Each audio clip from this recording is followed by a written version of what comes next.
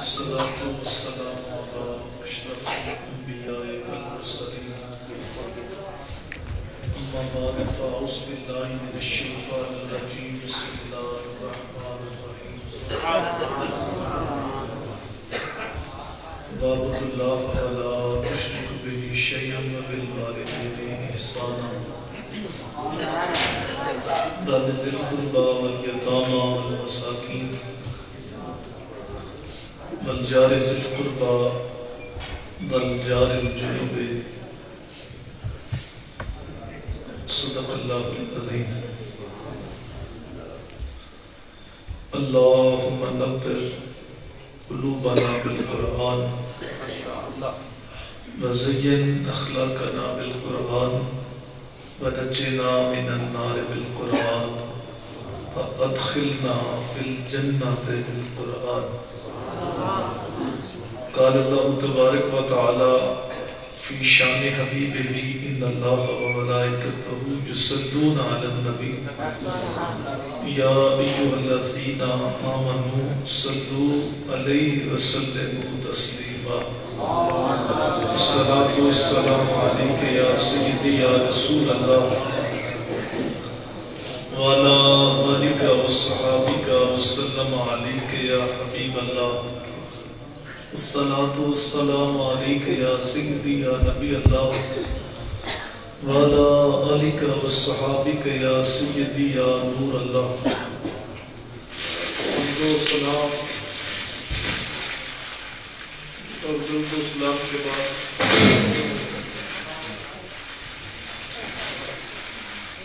معزز سامعین کرام برادران اسلام نہایت ہی واجب الاحترام عزیز وقار علماء کرام السلام علیکم ورحمۃ اللہ وبرکاتہ۔ آج کی یہ بابرکت محفل آپ لوگوں نے اپنے آقا و مولا حضور نبی رحمت صلی اللہ علیہ وآلہ وسلم کی بارگاہ میں ہدیہ نیاز پیش کرنے کے لیے منعقد کی اور آپ سخت سردی کے اندر تشریف فرما ہوئے۔ میں بھی ایک لمبا اور طویل سفر کر کے آپ تک پہنچا۔ اللہ تعالیٰ محفل کا لمحہ لمحہ اپنی بارگاہ میں قبول فرمائے۔ میں اختصار کے ساتھ کچھ باتیں آپ کے گوش گزار کرنی ہے۔ اللہ تعالیٰ کی بارگاہ میں ہمیشہ یہ دعا رہی ہے کہ اللہ تعالیٰ میری زبان پہ کلمات و حق جاری فرمائے اور حق سن سنا کے مجھے اور آپ تو قابل عمل باتوں پہ عمل کرنے کی توفیق عطا فرمائے۔ اس کی بسلی کو بات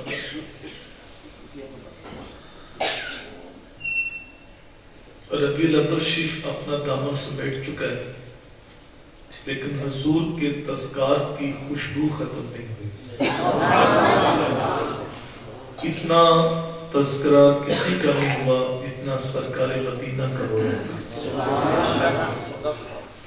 دنیا کے اوپر بڑے بڑے نامور زورہ جمال پری پیکر جابر حکمران آئے اور چلے گئے۔ آج ان کا نام و نشان بھی باقی نہیں۔ کون کسی کو یاد کرتا ہے، کس کے پاس وقت ہے؟ ہماری حالت تو اتنی نازک ہے کہ ہم اپنے خونی رشتے بھول جاتے ہیں۔ عارف کھڑی روگی کشمیر بولے سہ سہ جوڑ سنگت ڈٹھے اوڑک بتھا پیاں جنہ بنا ایک پل نساں جیندے اور شکلہ یاد نہ دے۔ اور مشتاق یوسفی نے کہا تھا مٹ گیا مشتاق دل سے رکھ کے یادیں رفتہ گاں پھول مہنگے ہو گئے قبریں پرانی ہو۔ 4 دن لوگ بڑے پھول ڈالتے ہیں پھر قبر کا نشان بھی یاد نہیں رہتا۔ لیکن کیا وجہ ہے؟ 1400 سال سے اوپر عرصہ گزر گیا ہے، نہ تو عقیدتوں کے پھول مہنگے ہوئے ہیں اور نہ ہی گنبد خضرا کا رنگ پرانا ہوا ہے۔ اسی طرح محبتوں کا سلسلہ ہے. صدیوں قبل میرے حضور دنیا پہ تشریف لائے تھے، لیکن ماحول کی تازگی بتاتی ہے جیسے کوئی کل ہی گزر کے گیا. زمین سے آسمان تک، آسمان سے لامکان تک ہے. کہاں کھولے تھے گیسو یار نے خوشبو کہاں تک. کائنات کا ذرہ ذرہ میرے حضور کے ذکر سے مہکتا ہے، اور اہل ایمان حضور کے ذکر سے اپنے دکھی دل کو تسکین دیتے ہیں.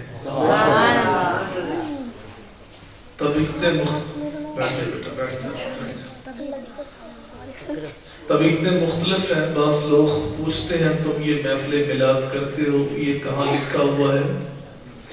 ایک طرف دلائل کی دنیا ہے، ہمارے علماء کرام دلائل کے انبار لگا دیتے ہیں، لیکن میرے شیخ طریقت قبلہ استادی مکرم پیرزادہ محمد رضا صافی مصطفی صاحب، آپ کا انداز تو بالکل سادہ ہے لیکن روحوں میں اترنے والا ہے. آپ بڑے میٹھے لہجے میں کہتے ہیں کہ صاحب ہو سکتا ہے بات پھول کی چل رہی ہو اور بلبل کو ناگوار گزرے.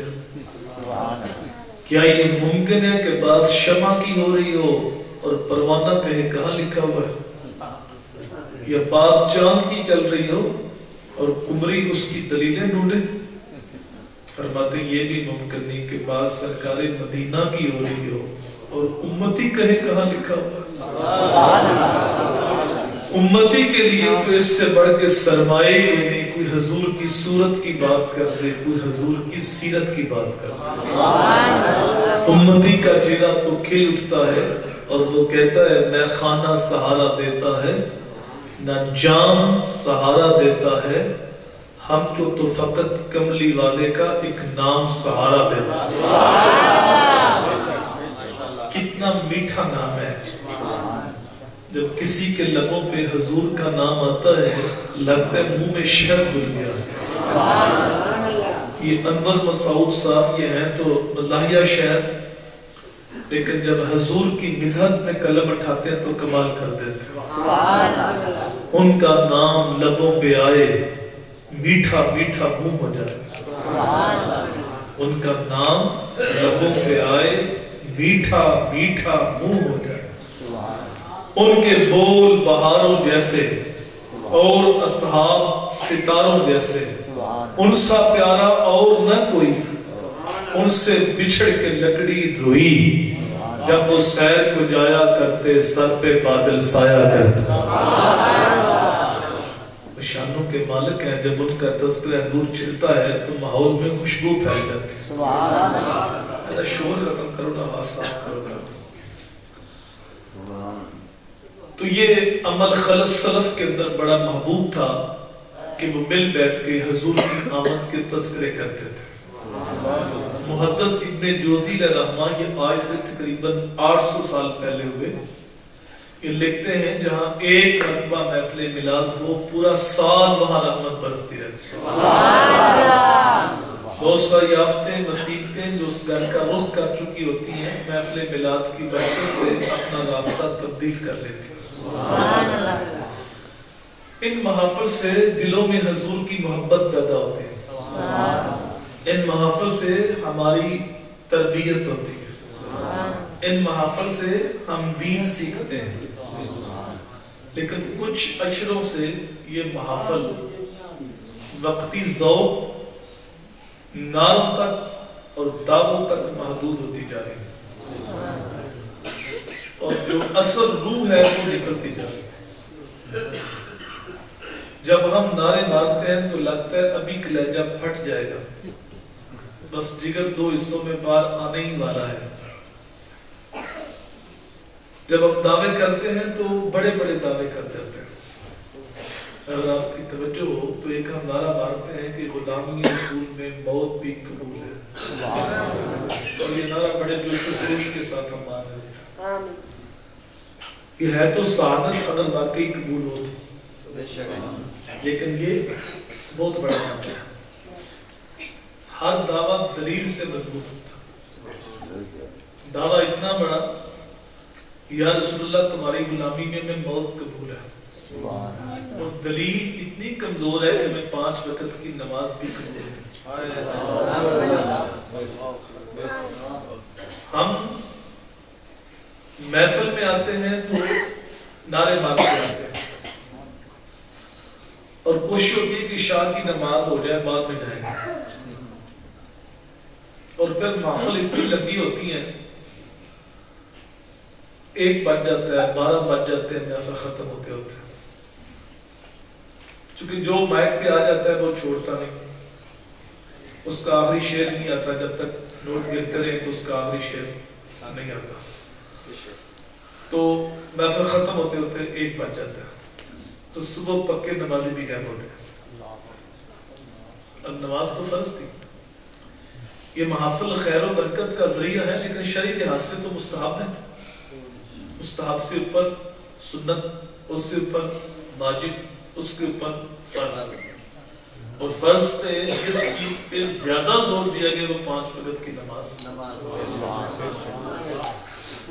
اب ہم نے مستحب کو ترجیح دی لیکن فرض کو ترجیح نہیں دی.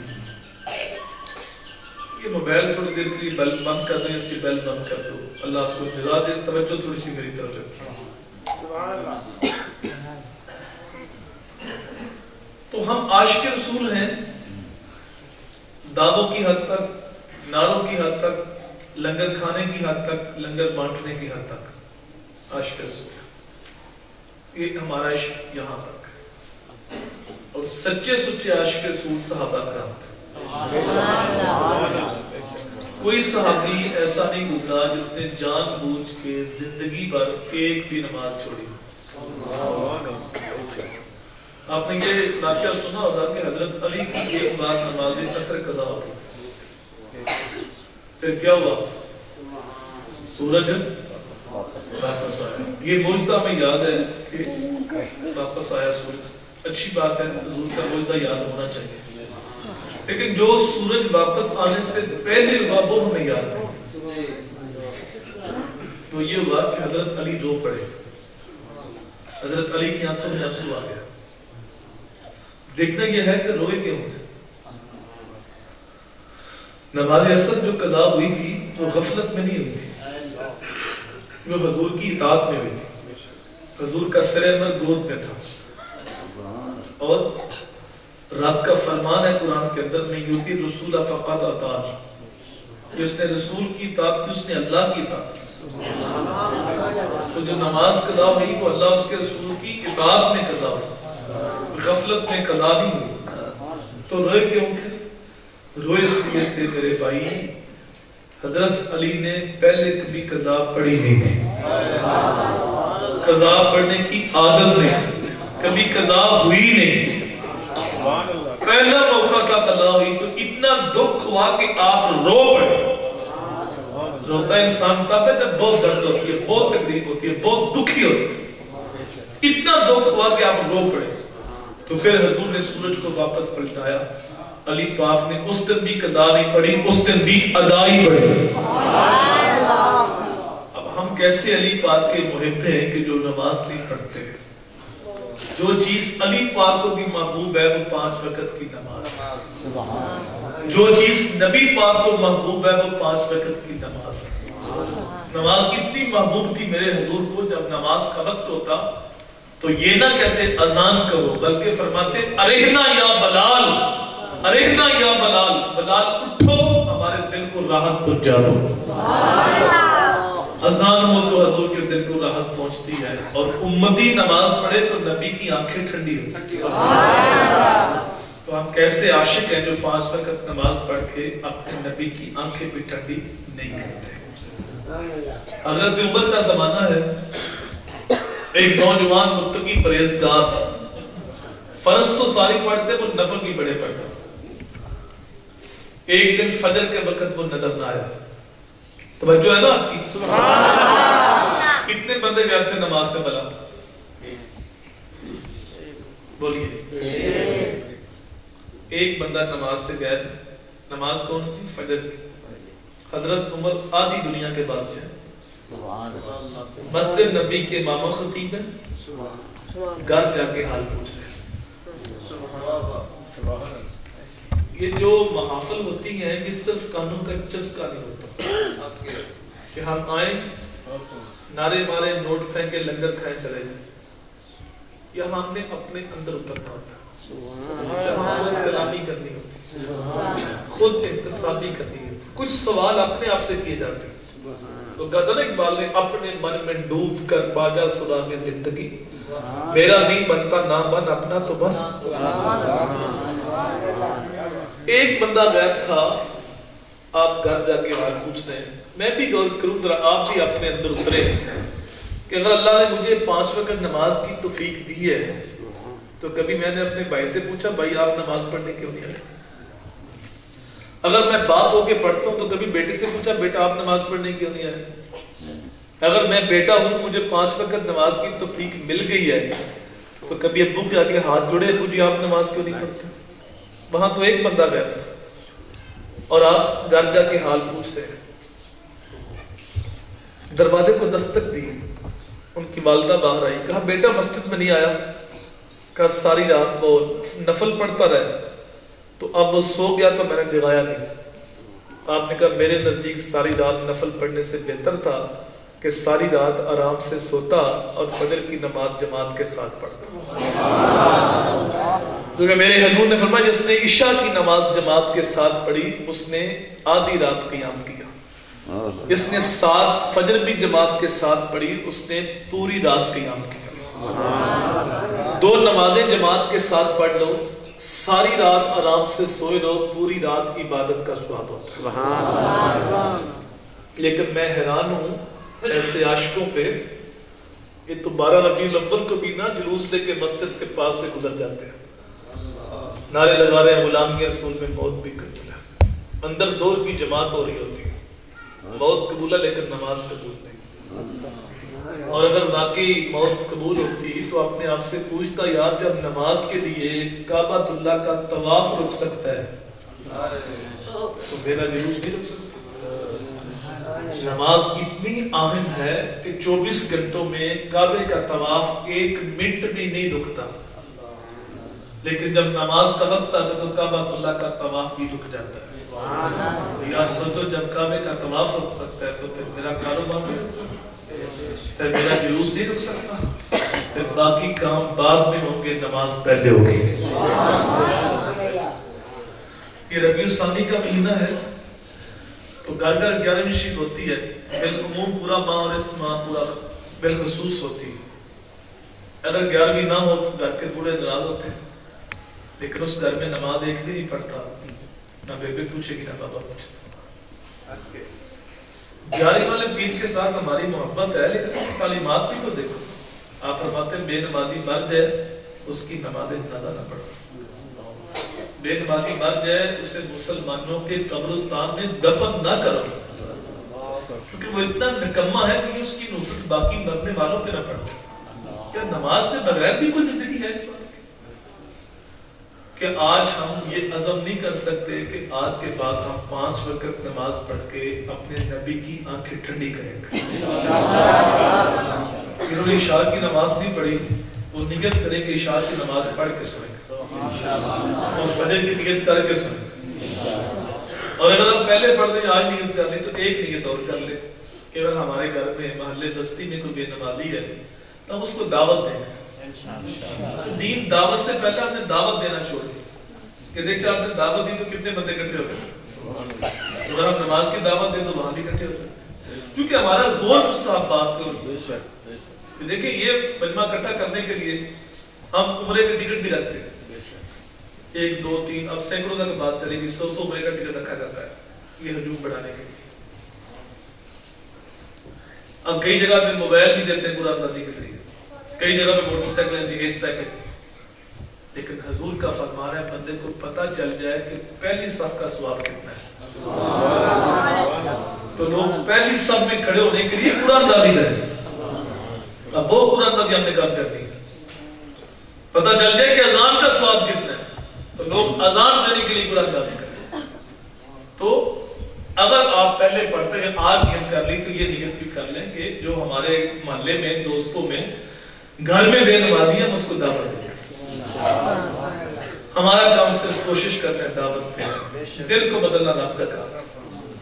حضرت سری ستی کہتے ہیں میں جا رہا تھا، ایک نوجوان شراب کے نشے میں گرا پڑا تھا، اس کا منہ گندی نالی میں تھا. کہتے بڑا ترس آیا، یہ اشرف المخلوقات دلیل ہو رہے. کہتے اس کو کھینچا، صاف پانی سے منہ دھویا، گھر کا رستہ بتایا، اللہ کی شان کریمی دیکھی. جب میں صبح تہجد پڑھنے کے لیے گیا تو وہ شرابی مجھ سے پہلے نماز پڑھا. باری تعالیٰ یہ تو مشہور شرابی، دن کو میں نے منہ دھویا، گھر کا رستہ بتایا، حاطف سے بات آئی، اے میرے بندے تو نے اس کا منہ دھو دیا تھا، میں نے اس کا دل دھو دیا. کیا بات ہے. دین اچھے عقائد، اچھے اعمال کا نام ہے. اور تیسری چیز ہے حقوق العباد. اگر کوئی شخص عقائد بھی درست رکھتا ہے، عبادات بھی بجا لاتا ہے، لیکن وہ معاملات میں صحیح نہیں. عقیدہ تو اللہ کے فضل سے ہم سب کا درست ہے الحمدللہ، جتنا سچا سچا عقیدہ ہمارا کسی اور کا نہیں، لیکن اعمال کے اندر زیرو ہے. تیسری چیز معاملات، حقوق العباد. شرک سب سے بڑا گناہ، سب سے بڑا گناہ کیا ہے؟ لیکن شرک توبہ سے معاف ہو جاتا ہے. ایک مشرک جب سچی توبہ کرتا ہے اس کی نئی زندگی شروع ہوتی ہے. تو شرک سب سے بڑا گناہ ہونے کے باوجود توبہ سے معاف ہو جاتا ہے. لیکن صاحبوں، کسی بندے کا مارا ہوا حق یہ توبہ سے بھی معاف نہیں ہوتا جب تک اس بندے سے معافی نہ مانگی جائے. تو حقوق العباد کا مسئلہ جتنا حساس مسئلہ ہے اتنے میں اس مسئلے سے غافل ہے. اور پھر یہ موضوع بڑا وسیع موضوع ہے.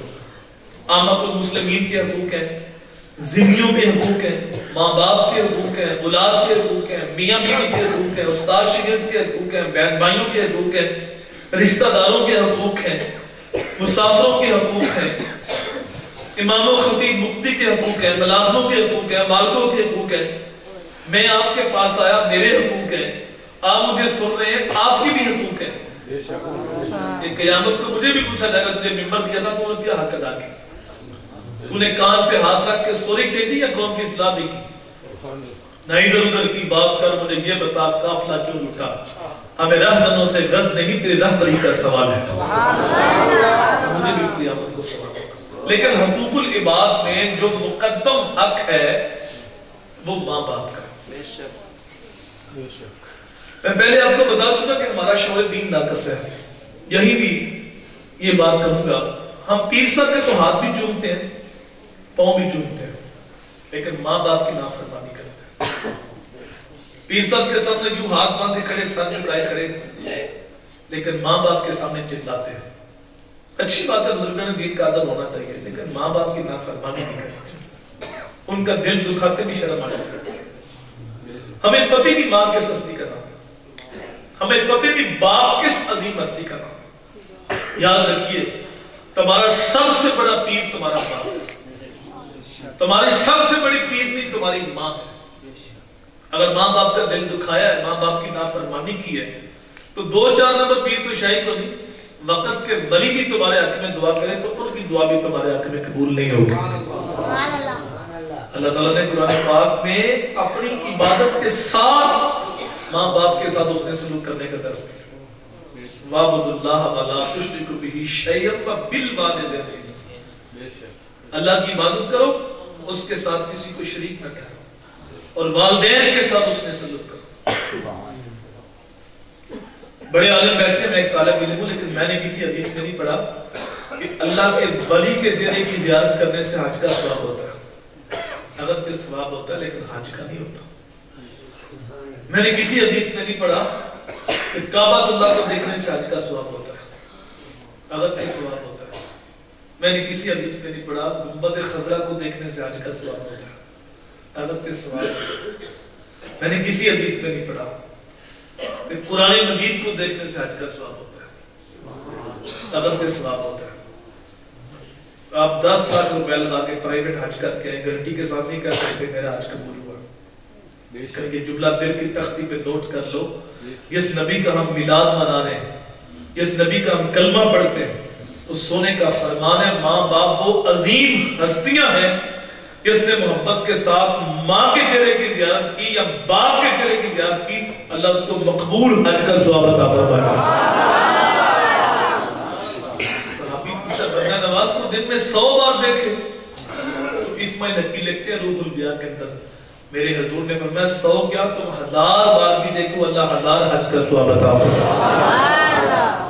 تو دیکھ دیکھ کے تھک جاؤ گے، اللہ ثواب دیتا ہوگا نہیں تھکتا۔ ماں باپ میرے بھائی وہ عظیم ہستیاں ہیں جن کے بارے قرآن بولتا ہے کہ تم ان کے سامنے اف بھی نہیں کہہ سکتے، ان کی سانس نہیں لے سکتے۔ حضرت امام حسن سیدہ فاطمہ کے ساتھ بیٹھ کے کھانا نہیں کھاتے، تو ایک دن آپ نے کہا بیٹا تو میرے ساتھ کھانا کیوں نہیں کھاتے؟ عرض کی جان اس ڈر سے نہیں کھاتا کہ کسی لقمے کی طرف، کسی بوٹی کی طرف آپ کی نظر بڑھ چکی ہو کہ وہ لقمہ وہ بوٹی میں نے ڈھانی ہے، دل میں ارادہ کر لیا، ابھی ہاتھ نہیں اٹھا، اور مجھے آپ کے ارادے کا علم نہ ہو تو لا علمی میں کہیں وہ لقمہ میں نہ کھاتا، اس ڈر سے میں آپ کے ساتھ کھانا نہیں کھاتا۔ یہ مقام ہے ماں باپ کا۔ تو فرمایا اللہ کی عبادت کرو، اس کے ساتھ کسی کو شریک نہ ٹھہراؤ، اور والدین کے ساتھ اس نے سلوک کرو۔ آگے فرمایا بذل قربا، جو رشتہ دار ہیں، بہن بھائی ہیں، ان کے ساتھ بھی حسن سلوک کرو۔ یہ پتہ نہیں ہم نے کہاں سے پڑھا ہے کہ ہم اینٹ کا جواب پتھر سے دے گئے، یہ پتہ نہیں کس کتاب سے ہم نے پڑھا ہے کہ ہم سے جو 1 قدم پیچھے ہٹے گا ہم 10 قدم پیچھے ہٹیں گے۔ بھائی میرے نبی کی تعلیم تو یہ کہ کس کے بارے میں بولتے ہو؟ سگے بھائی کے بارے میں، بہن کے بارے، چاچو کے بارے، ماموں کے بارے، خالہ کے بارے، چھوٹی چھوٹی باتیں ہوتی، پھر نفرت کی ایسی دیواریں کھڑی ہوتی ہیں کہ ساری دنیا کلام نہیں کرتا، اور یہ مقدس رشتے چھوٹ گئے اور میرا معاشرہ ایک نفرت کی آگ میں جلتا ہے۔ حضور کی تعلیم کیا تھی؟ سل من خاطا واتی من حرام، جو تم سے تعلق توڑے تم 10 قدم پیچھے نہ ہٹو، تم 10 قدم آگے بڑھ کے تعلق کو جوڑو، جو تمہیں محروم رکھے تم اس کی جوڑیاں بند، جو ظلم کرے تم اس کو معاف کر دو، لیکن ہم معاف نہیں کرتے۔ 10 سال پہلے کی بات بھی یاد ہے، 15 سال پہلے کی بات بھی یاد ہے، تمہارا بالکل سپیکر کام نہیں کرتا، اس کو صحیح کر ثابت کرو۔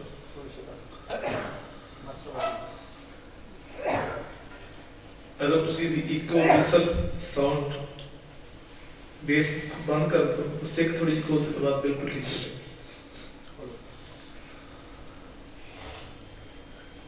بھائی معاف کر دو تو کہتا ہے مرسل سے زیادتی بڑی گئی۔ 10 سال پہلے کی بات بھی یاد رکھی، 15 سال پہلے کی بات بھی یاد ہے، معاف نہیں کرتے۔ بھائی زیادتی کی ہے تبھی تو معاف کرتا ہے، اگر زیادتی نہیں کی تو معافی کس بات کی؟ اچھا کتنی زیادتی کی ہوگی؟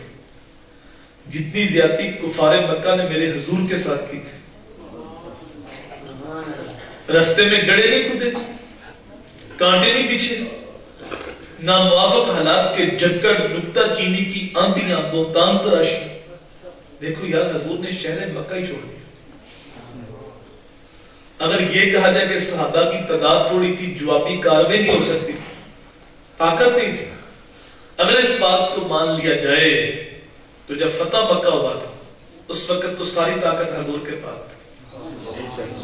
10,000 صحابہ کو ساتھ لے کے میرے نبی شان و شوکت کے ساتھ مکے میں داخل ہوتے ہیں، اور کفار مکہ تھر تھر کانپ رہے تھے کہ آج تو ہماری گردنیں کٹ جائے گی، جو سلوک ہم نے کیا ہمیں تو کاٹ دیا جائے گا، پیس دیا جائے گا۔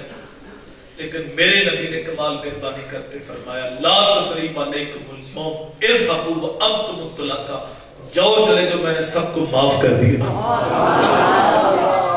ان کی آنکھوں میں آنسو تھے، لبوں پہ حضور کا کلمہ، کچھ ان کے خلق نے کر لی، کچھ ان کے کردار نے کر لی، مسخر ساری دنیا شاہ ابرار نے کر لی۔ کچھ لوگ طبیعت کے سخت ہوتے ہیں، انہیں کوئی نہ کوئی سہارا چاہیے، وہ کہتے ہیں بس جو بندہ سچا ہوتا ہے وہ کڑوا ہوتا ہے، اس لیے ہم کھڑے ہیں، ہم کڑوے، پھر وہ ساری زندگی زبان سے زہر اگلتے رہتے ہیں۔ ان کی زہر آلود باتیں رشتہ داریوں میں تلخیاں پیدا کر دیتی ہیں، دوریاں پیدا کر دیتی ہیں۔ حالانکہ یہ ضابطہ غلط ہے، جو سچا ہوتا ہے وہ کڑوا ہوتا ہے، اس لیے کہ میرے نبی سے بڑھ کے زمانے میں سچا کوئی نہیں، اور میرے نبی سے بڑھ کے زمانے میں میٹھا کوئی نہیں۔ حضور سچے بھی ہیں، حضور میٹھے بھی ہیں۔ سچے اتنے ہیں کہ جو مانتے ہیں وہ بھی صادق اور امین کہتے ہیں، اور جو نہیں مانتے وہ بھی صادق اور امین کہتے ہیں، اور میٹھے اتنے ہیں کہ دشمن بھی تعریف کرتا ہے۔ کیا یہ اچھا ہے ہم اٹھ کے جائیں اور سوچیں کون رشتہ دار ناراض ہے، بہن، بھائی، چاچو، ماموں، خالہ، پھپھو، صبح اٹھ کے اس کو فون کریں، حال پوچھیں اور سلوک کرنے میں پہل کریں، اور اسے کہیں کہ جو آپ کی طرف سے زیادتی ہوئی میں نے اللہ کی رضا کے لیے معاف کرتا ہوں۔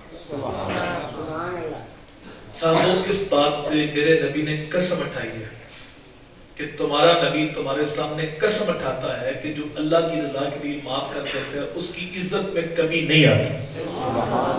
پہلے خود معاف کریں اور پھر اسے کہیں جو آپ کی طرف سے زیادتی ہوئی ہے، اللہ کی رضا کے لیے میں نے معاف کیا۔ ہم سنو کر لیتے، کوئی پتہ نہیں موت کس وقت آ جائے۔ تو وہ پوچھے گا، پہلے تو بڑے سخت تھے، اتنی لہجے میں نرمی کیسے آ گئی؟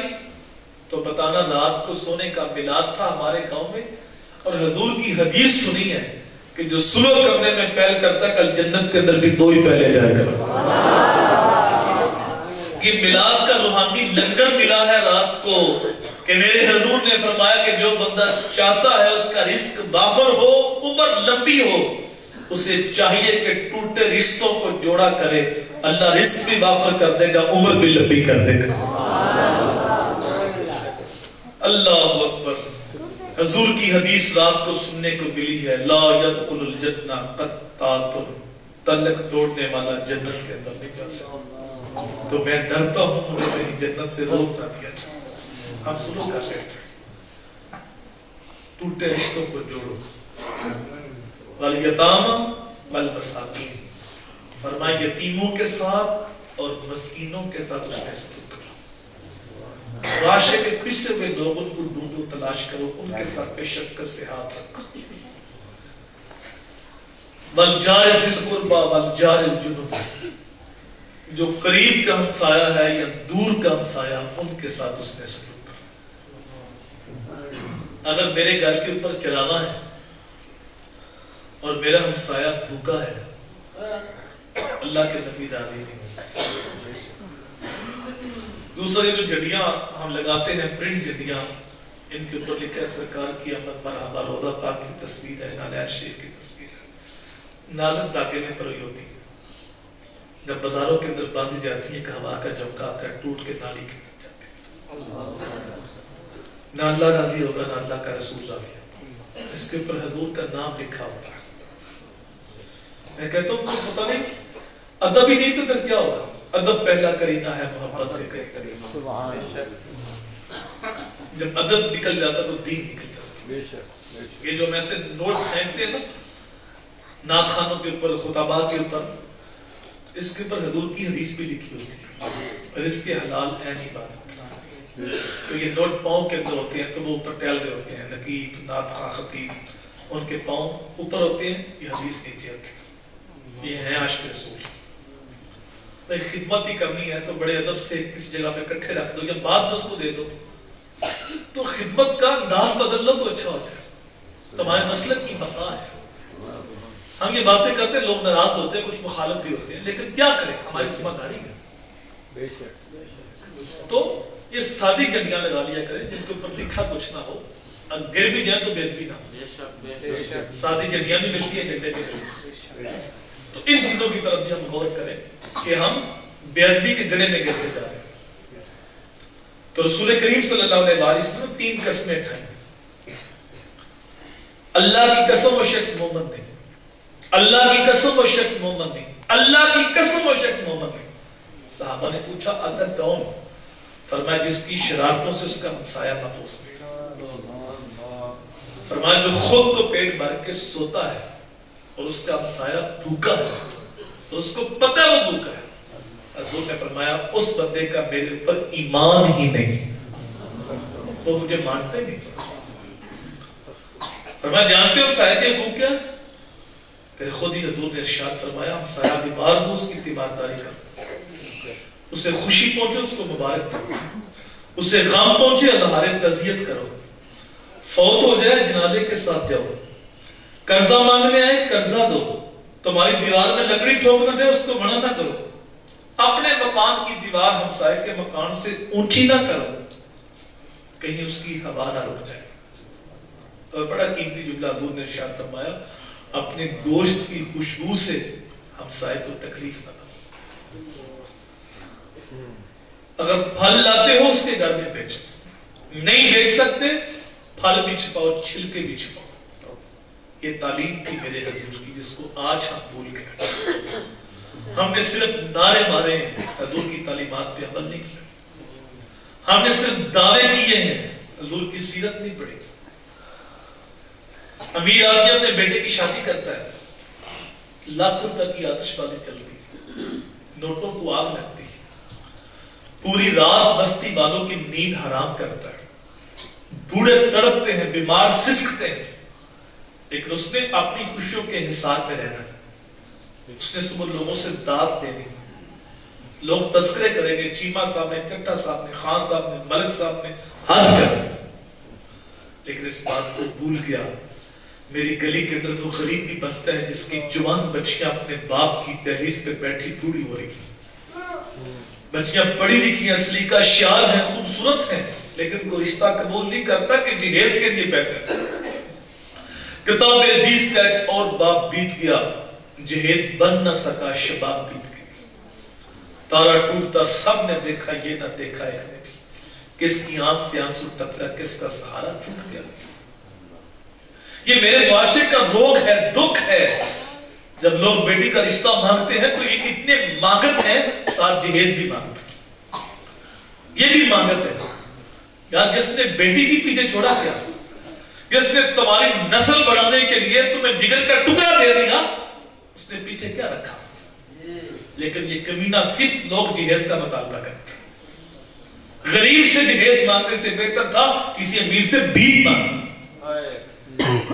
تو کیا یہ اچھا ہوتا جن نوٹوں کو آگ لگائی تھی، رات کی تاریکی میں لے کے اس غریب کے پاس پہنچتا اور اسے کہتا کہ مجھے رب نے خوشی دکھائی ہے، میں فضول خرچی کر کے شیطان کا بھائی نہیں بن سکتا، یہ میری طرف سے تحفہ رکھ لے، اپنی بچیوں کی شادی کر لے۔ اس گلی کے اندر وہ یتیم بھی بستا تھا جس کا باپ بٹی میں ہے، لیکن گھر کا نظام چلانے کے لیے وہ سردی کے موسم میں رات 9 بجے تک آنڈے بیچتا سڑکوں کے اوپر، گرمی کے اندر بلتی جلتی سڑکوں کے اوپر کنیکٹروں کے دھکے کھاتا ہے، پانی بیچتا، تو یتیم بھی وہاں بستا تھا۔ جن نوٹوں کو آگ لگانی تھی اس کے پاس لے کے پہنچتا، اس کے سر پہ شفقت سے ہاتھ رکھتا، بیٹا تیرے پڑھائی کے دن ہے، تو پڑھائی شروع کر، تیرے گھر کا خرچہ میں اٹھاتا۔ میرے حضور نے فرمایا آنا وقات الجتیم فی الجنت ہاکذا، اور میں یتیم کی کفالت کرنے والا جنت میں ایسے مل کے جائیں گے کس طرح دو گلیاں ملی ہوتی۔ اس محلے میں وہ غریب بھی بستا تھا جو بیمار ہے، ایڑیاں رگڑ رہا ہے، لیکن علاج کے لیے پیسے نہیں، یہ نوٹوں کو نظر آتش کرنا تھا، لیکن ان کے پاس پہنچتا تو اسے کہتا تو اپنا علاج کرا، خرچہ میں اٹھاتا۔ میرے حضور نے فرمایا من تصدق بصدقۃ فاخفاها حتی لا تعلم شمالہ ما تنفق یمینہ، جس نے دائیں ہاتھ سے دیا بائیں کو خبر نہ ہوئی، قیامت کے دن جب کوئی سایہ نہیں ہوگا اللہ ایسے بندے کو اپنے عرش کا ٹھنڈا سایہ نصیب فرمائے گا۔ میرے بھائی قیامت کے دن میزان کے اوپر جو سب سے بھاری وزن ہوگا وہ تیرے حسن اخلاق، تیرے میٹھے بول، کسی ٹوٹے ہوئے دل کو جوڑنا، کسی دکھیے کے کام آنا، کسی کے دل کی ڈارس بندانا، کسی کا بوجھ اٹھانا۔ آپ نے یہ حدیث تو سنی کہ جو کسی مرنے والے کو 40 قدم کندھا دے، میت کو قبرستان ڈھکنے سے پہلے پہلے کندھا دینے والے کے سارے صغیرہ گناہ معاف کر دیے جاتے ہیں۔ یار جو کسی مرنے والے کو کندھا دے رہا اس کے گناہ معاف کرتے ہیں۔ تو جو کسی زندہ کا بوجھ اٹھائے، جو کسی مرنے والے کا سہارا بنے، رب اس کے اوپر کرم نوازیوں کا می برسائے، تو جو کسی یتیم کا سہارا بن جائے۔ کسی غریب کا سہارا بن جائے، کسی بیوہ کا سہارا بن جائے، کسی مسکین کا سہارا بن جائے، رب اس کے اوپر کتنا کرم کرے۔ لیکن میں حیران ہوتا ہوں کہ جب وہ غریب مر جاتا ہے ایڑیاں رگڑ رگڑ کے، تو حاجی صاحب جنازے پہ اعلان کر رہے ہوتے ہیں کل کا کھانا میں دوں گا، 10ویں کا کھانا میں دوں گا۔ حاجی صاحب کل 10ویں کا ٹھیکہ مار رہے ہو، جب وہ زندہ تھا اس غریب کا علاج بھی کرا دیتے۔ ہم عجیب لوگ ہیں، جب وہ مر گیا تو کل کے اوپر ہم بھی فروٹ کی ٹوکری لے کے پہنچ گئے، 10ویں کے اوپر ہم بھی فروٹ کی ٹوکری اٹھا کے پہنچ گئے، لیکن جب زندہ تھا اس وقت ہم نے اس کو فروٹ نہیں پہنچایا۔ مر جائے تو بڑھ جاتی ہے انسان کی قیمت، زندہ رہے تو دنیا جینے کی سزا دیتی۔ تو کسی کا بوجھ اٹھا سکتے ہو تو اٹھا لو، کسی کا دل کی ڈاس بندھا سکتے ہو تو بندھاؤ، یہ اللہ کو عمل بڑا محبوب ہے۔ میں ایک لمبا سفر کر کے آپ تک پہنچا، لیکن میں نے کوئی لچھے دار بات آپ کو نہیں سنائی، میں نے ایک پیغام دیا، بھولا ہوا سبق یاد کرایا کہ دین 3 باتوں کے مجموعے کا نام ہے: اچھے اخلاق، سچے اعمال اور حسن اخلاق۔ عقائد بھی اچھے، اعمال بھی اچھے، اخلاق بھی اچھے۔ یہی پیغام ہے۔ گرد و عالم میں تجھے مقصود گر آرام ہے، ان کا دامن تھام لو جن کا محبت۔ اسے خام تو اس طرح سے کندن کر لو، دل کو یاد شاہ کونین کا مسکن کر لو۔ سبق گنبد سے یوں تعلق بناؤ نازش، روح بھی اپنی ہرے رنگ سے روغن کر لو۔ اقبال کی شاعری کا اگر جوس نکالو تو یہی شعر سامنے آتا ہے کہ محمد سے وفا تیرے، یہ جہاں چیز ہے کیا اللہ کی بارگاہ میں دعا ہے اللہ میں ناموں سے نکل کے عملی طور پہ حضور کے ساتھ وفا کرنے کی توفیق دے، اور سر سے لے کر پاؤں تک حضور کی غلامی اختیار کرنے کی توفیق دے۔ وما علینا الا البلاغ۔